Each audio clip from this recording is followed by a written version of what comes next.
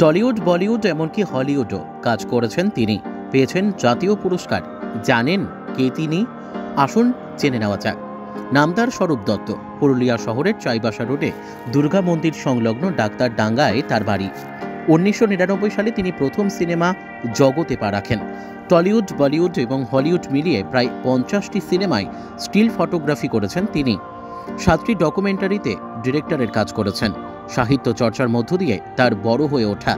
বাবা ছিলেন প্রতিষ্ঠিত ব্যবসায়ী। তার ছোটবেলা থেকেই চিত্রকলায় অধীর আগ্রহ, কিন্তু পরবর্তী সময়ে মাধ্যমিক পরীক্ষা দেওয়ার সময় পড়াশোনার চাপে আঁকা ছেড়ে দিতে হয়।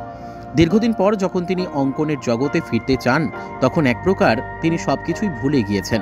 ঠিক তখনই 1990 সালের জুলাই মাসে এক ফটোগ্রাফার বন্ধুর কথা শুনে তিনি একটি ক্যামেরা কেনেন, আর সেই ক্যামেরা তার জীবন ঘুরিয়ে দেয়। 1990 সালে তিনি শিক্ষাগুরু সন্তোষ রাজগড়িয়া, মহাদেব লাল বড়াই, শিবুদা, গোলক সরকার, কালো বরণ লাহার সান্নিধ্যে আসেন। শুরু হয় ফটোগ্রাফির অনুশীলন। তারপর তিনি সিনেমা জগতে পা রাখেন। 1999 সালে তার প্রথম সিনেমা জগতে কাজ করা বুদ্ধদেব দাশগুপ্ত পরিচালিত সিনেমা উত্তরা। ওই সিনেমায় স্থিরচিত্র শিল্পী হিসেবে কাজ শুরু করেন।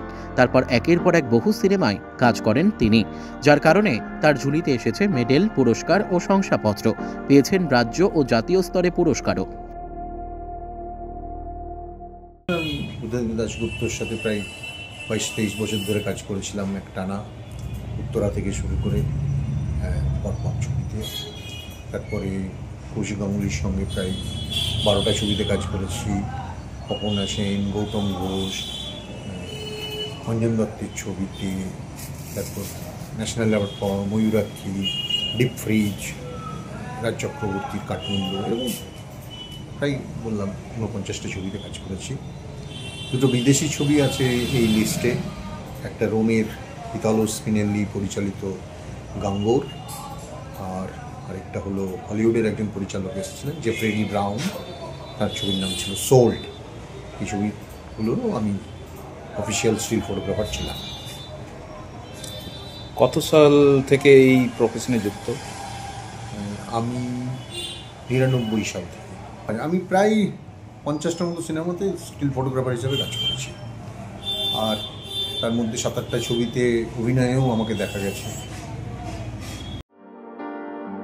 বর্তমানে অন্য 5 জনের মতো সাধারণ ফটোগ্রাফারের জীবনযাপন করেন তিনি।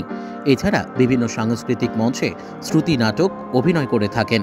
শ্রুতি নাটকেও বেশ নাম রয়েছে তার, তাই পুরুলিয়ার বিভিন্ন মঞ্চে ডাক পেয়ে থাকেন। এছাড়া পুরুলিয়া শহরের চাইবাসা রোড দুর্গা মন্দির সংলগ্ন ডক্টর ডাঙ্গায় তার দোকানে কম্পিউটারে বিভিন্ন রকমের কম্পিউটারে কাজ করেন তিনি।